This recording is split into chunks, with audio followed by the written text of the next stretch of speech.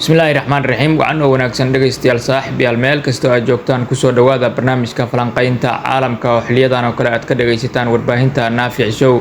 Marka hore Ramadaan Kariim. Baro luqadda Ingiriiska maanta adigoo kalsooni sare isku qabo. Hadda waxaa la joogaa xilli Ingiriisku uu noqday luqadda ugu muhiimsan ee lagu shaqaysto, waxna lagu barto, laguna safro adduunka oo dhan. Haddii aad ku riyoonayso mustaqbal ifiya oo furan, barashada luqadda Ingiriiska waa furaha kuu horseedaya guul iyo fursado aan xadidnayn. Macadka barashada luqadaha ee Blue Screen Online wuxuu ku hayaa koorsooyin luqadda Ingiriiska oo ka kooban sida bilow, dhexdhexaad iyo dhammaystir. Koorsooyinkan waxaa si xirfadaysan kuu baraya macallimiin xirfad leh, iyadoo xoogga lagu saarayo ku hadalka luqadda Ingiriiska si kalsooni leh, qorista iyo akhriska si habboon oo sax ah, maqalka iyo fahamka luqadda si qoto dheer, xirfadaha nolosha iyo shaqada ku salaysan. Haddaba haddii aad danaynayso barasho barwaaqo kuu horseedo, ka bara Blue Screen Online oo guji calaamadda WhatsApp-ka ee hoose. Madaxweyne Trump ayaa maalinimadii shalay ahayd shir gudoomiyay kulankii ugu horreeyay ee golaha nabadda. Kulankaas oo saacado badan qaatay. Markii uu shirka soo idlaaday, Trump waxa uu shaaca ka qaaday in dalalka kale ah Kazakhstan, Azerbaijan, Imaaraadka Carabta, Morocco, Bahrain, Sacuudi Carabiya, Uzbekistan iyo Kuwait ay ku yabooheen in ka badan $7 bilyan oo doolarka Mareykanka ah oo loogu talagalay in dib loogu dhiso magaalada Gaza. Sida uu sheegay, lacagta waxaa maamuli doona golaha nabadda ee uu isagu hogaamiyo.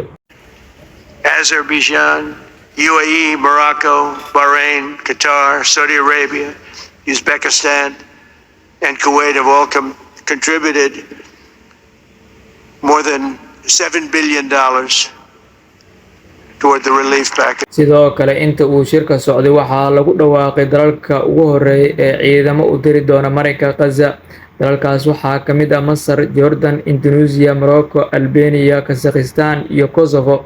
Arrinta la yaab kale ayaa ah in Kosovo ay ka mid tahay dalalka sheegay inay ciidamo u diri doonto, iyadoo la ogyahay inaysan lahayn ciidan qaran oo buuxa, isla markaana ammaankeeda ay si wareeg ah u sugaan ciidamo ka tirsan NATO. Ingiriiska ayaa si cad u diiday Mareykanka inuu adeegsado saldhigyada militari ee dhulka Ingiriiska weerar kasta oo suurtagal ah oo ka dhana Iran, iyadoo saldhigyada Ingiriiska uu hor istaagay inuu Mareykanka adeegsado ay ku jirto jasiiradda Diego Garcia oo ku taalla badweynta Hindiya, halkaa oo ku toosan dhulka Iran, iyadoo aan loo baahnayn in la dul maro hawada dal kale.